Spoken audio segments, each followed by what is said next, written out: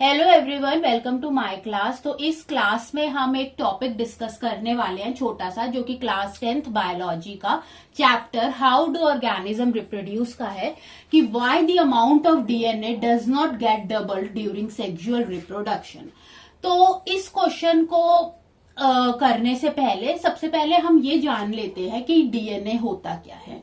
ठीक है, डीएनए क्या है? एक जेनेटिक मटेरियल है। डीएनए क्या है? Deoxy ribo nucleic acid. ये क्या है? डीएनए की फुल फॉर्म है डीऑक्सी राइबो न्यूक्लिक एसिड। और डीएनए क्या होता है? जेनेटिक मटेरियल होता है।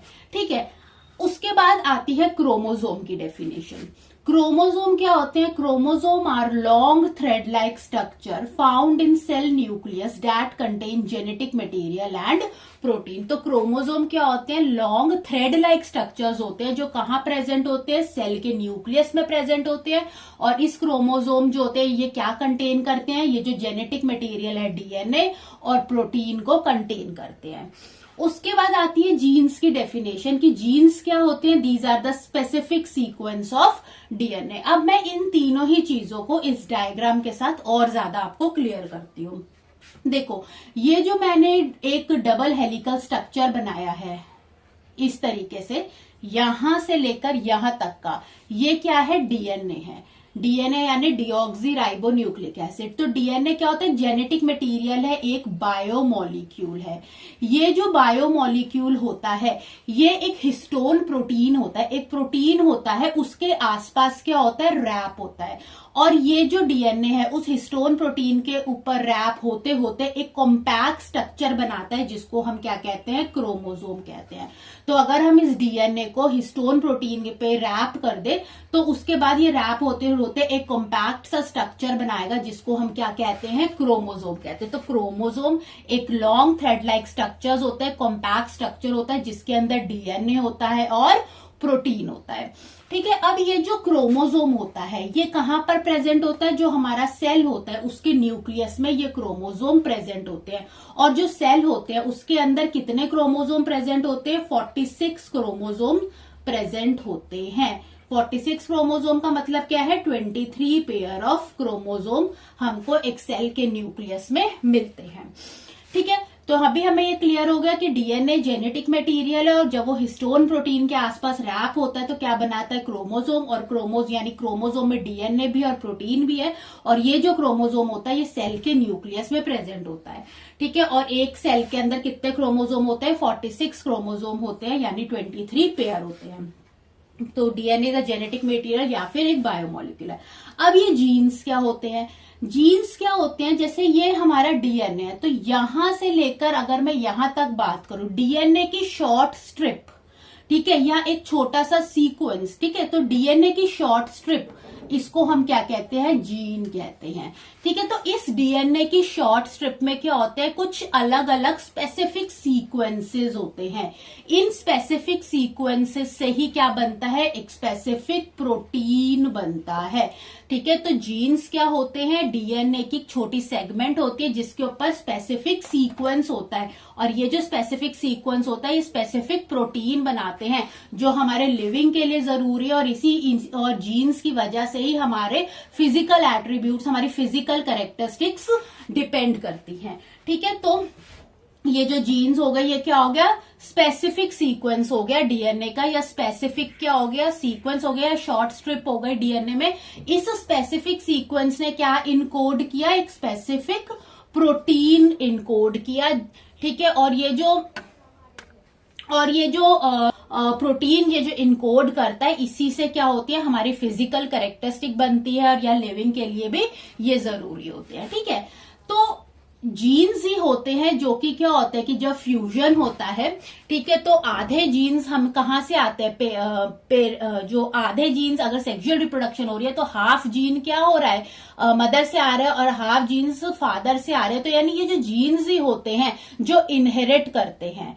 ठीक है, इनहेरिट का मतलब है कि पेरेंट से कहां जाते हैं? ऑफस्प्रिंग में जाते हैं। ठीक है, तो यहां पर जो ऑफस्प्रिंग है, ठीक है, तो ऑफस्प्रिंग होता है वो कार्बन कॉपी क्यों नहीं होता? अपने पेरेंट की वो इसीलिए कार्बन कॉपी नहीं होता कि क्योंकि जो ये जो जेनेटिक मटेरियल है वो हाफ कहाँ से आ रहा है, वो हाफ फादर से आ रहा है और हाफ कहाँ से आ रहा है, वो मदर से आ रहा है।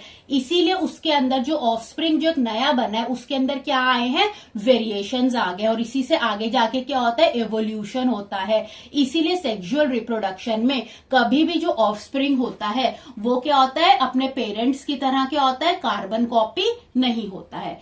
अब हम इस क्वेश्चन का देखते हैं आंसर कि why the amount of DNA do not gate double during sexual reproduction. Okay, अब हम देखते हैं, देखो जब फर्टिलाइजेशन होती है, ठीक है, तो फर्टिलाइजेशन में सेक्सुअल रिप्रोडक्शन में कौन पार्टिसिपेट करता है, मेल गैमेट होता है और फीमेल गैमेट होता है। मेल गैमेट मेल से मिलता है, फीमेल गैमेट फीमेल से मिलता है। मेल गैमेट क्या है, स्पर्म है और फीमेल गैमेट क्या है, एग है। ठीक है, अब हमने पढ़ा था कि ये जो गैमेट्स होते हैं ये क्या होते हैं, हेप्लॉइड होते हैं नेचर में। तो जो हेप्लॉइड होते हैं उनको हम कैसे रिप्रेजेंट करते हैं, एन से रिप्रेजेंट करते हैं।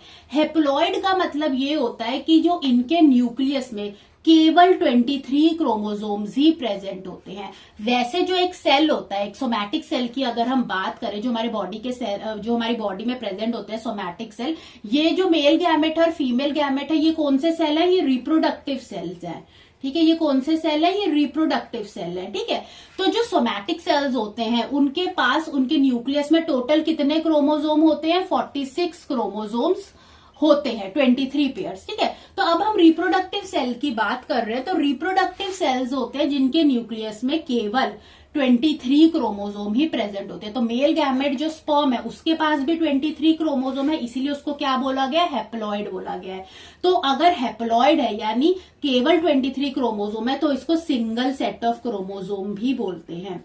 सिंगल सेट ऑफ क्रोमोसोम या फिर वन सेट ऑफ क्रोमोसोम भी बोलते हैं। और सिमिलरली जो हमारा फीमेल गैमेट है उसके पास भी कितने क्रोमोसोम्स होंगे, 23 क्रोमोसोम्स ही होंगे। ठीक है, तो अब जब फ्यूजन होगा तो ये दोनों आपस में फ्यूज करेंगे और क्या बनाएंगे, जाइगोट बनाएंगे। तो अब ये 23 क्रोमोसोम के साथ क्या हो गए, फ्यूज हो गए। तो जाइगोट क्या बन गया, डिप्लॉइड बन गया, यानी जाइगोट के पास अगेन क्या हो गया, 46 क्रोमोसोम्स ही हो गए, जो कि क्या है, जिनका नंबर क्या रहा, हमेशा कांस्टेंट रहा। यही नॉर्मल नंबर होता है। ठीक है, अगर ये, तो अब ये जो मेल गैमेट है इनके पास 23 क्रोमोसोम्स कैसे होते हैं, इनके पास ये जो मेल गैमेट्स और फीमेल गैमेट्स जब फॉर्म होते हैं तो ये क्या करते हैं, ये इनके अंदर मियोसिस होता है और इनका जो नंबर होता है क्रोमोसोम का वो रिड्यूस हो जाता है हाफ में। इसलिए पहले ही नेचर ने क्या करा है, रिप्रोडक्टिव सेल्स को कुछ इस तरीके का बनाया है कि उनमें पहले ही मियोसिस हो जाता है और उनके अंदर क्या हो जाता है, क्रोमोसोम नंबर आधे में रिड्यूस हो जाते हैं। तो मेल गैमेट्स भी हेप्लॉइड होते हैं और फीमेल गैमेट्स भी हेप्लॉइड होते हैं। अगर ये प्रोसेस नहीं होगा तो क्या होगा, तो ये जो क्रोमोसोम नंबर है हर जनरेशन में क्या होता जाएगा, डबल होता जाएगा।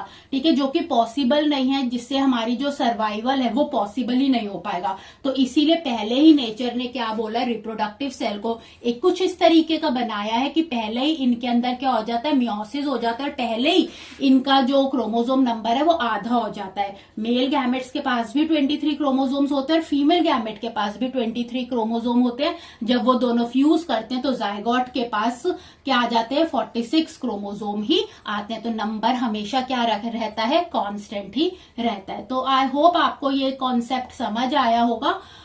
ठीक है, इसके बाद एक छोटा सा टॉपिक और है, वो भी हम डिस्कस कर लेते हैं कि जो सेक्सुअल रिप्रोडक्शन होती है उसकी क्या एडवांटेजेस होती हैं। So let's study the advantages of sexual reproduction over asexual reproduction. Okay, now first, sexual reproduction allow genetic variation among offspring than asexual reproduction. हमें पता है कि जो सेक्सुअल रिप्रोडक्शन होता है उसके अंदर दोनों ही पेरेंट्स इन्वॉल्व होते हैं, मदर एंड फादर। यानी मदर से हमें फीमेल जो गैमेट होता है एग मिलता है और फादर से हमको मेल गैमेट जो कि स्पर्म होता है वो मिलता है। और इन दोनों ही गैमेट्स का क्या होता है, during the time of fertilisation ये फ्यूज करते हैं और जाइगोट फॉर्मेशन करते हैं। तो यानी कि इसके अंदर क्या होता है कि जब इन गैमेट्स का फ्यूजन होता है तो क्या होता है कि जो जाइगोट फॉर्म हुआ है तो उस जाइगोट के अंदर हाफ जीन्स फादर से आते हैं और हाफ जीन्स किससे आते हैं, मदर से आते हैं। इसीलिए जो ऑफस्प्रिंग बनता है वो एग्जैक्टली कार्बन कॉपी नहीं होता, अपने पेरेंट्स की वो एग्जैक्ट कार्बन कॉपी नहीं होता, ठीक है। तो यानी सेक्सुअल रिप्रोडक्शन जो है वो ऑफस्प्रिंग में के अंदर क्या लेकर आती है, जेनेटिक वेरिएशन लेकर आती है। लेकिन ये चीज क्या होती है, एसेक्सुअल रिप्रोडक्शन में एब्सेंट होती है, क्योंकि एसेक्सुअल रिप्रोडक्शन में खाली एक ही पेरेंट इन्वॉल्व होता है, ठीक है। तो sexual reproduction allow genetic variation का मतलब यही है कि आधे जीन्स मदर से आ रहे हैं और आधे जीन फादर से आ रहे हैं, और जो नया ऑफस्प्रिंग बन रहा है वो अपने ऑब्वियसली मदर और फादर की तरह सिमिलर नहीं होगा, उसके अंदर क्या होंगे, कुछ वेरिएशंस होंगे। हम लोग अपने पेरेंट्स के एग्जैक्ट कॉपी नहीं है, ठीक है। तो हमारे अंदर क्या है, जेनेटिक वेरिएशंस है, और जेनेटिक वेरिएशंस इसी वजह से क्योंकि फ्यूजन होता है मेल और फीमेल गैमेट्स का, ठीक है। तो सेक्सुअल रिप्रोडक्शन जेनेटिक वेरिएशन को अलाउ करता है, लेकिन एसेक्सुअल रिप्रोडक्शन में ऐसा नहीं होता। सेकेंड पॉइंट होता है this allow species to change to more advance form from one generation to next generation. अब इसी तरीके से ये जो वेरिएशंस आ रहे हैं, ये जनरेशन टू जनरेशन वेरिएशन आते जा रहे हैं। तो ये चीज ये जो वेरिएशंस आ रहे हैं जनरेशन टू जनरेशन, ये जो एवोल्यूशन का जो प्रोसेस होता है इसको ये और ज्यादा क्या कर देता है, स्पीड अप कर देता है, क्योंकि हम हर जनरेशन में कैसे होते जा रहे हैं, मोर एडवांस फॉर्म लेते जा रहे हैं। तो इसकी वजह से एवोल्यूशन क्या होता जा रहा है, स्पीड अप होता जा रहा है। तो लेकिन ये जो चीज होती है ये एसेक्सुअल रिप्रोडक्शन में क्या होती है, एब्सेंट होती है, ठीक है। उसके अंदर एवोल्यूशन या तो बहुत लेस होता है या फिर नहीं होता है। थर्ड आता है better adapted to environment as these variation help them to survive better.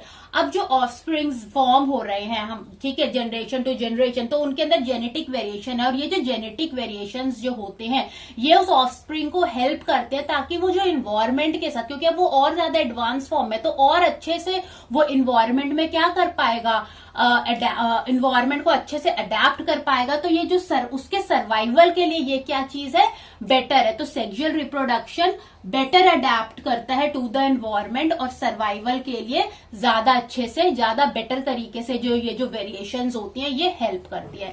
तो these are some advantages of sexual reproduction over asexual reproduction.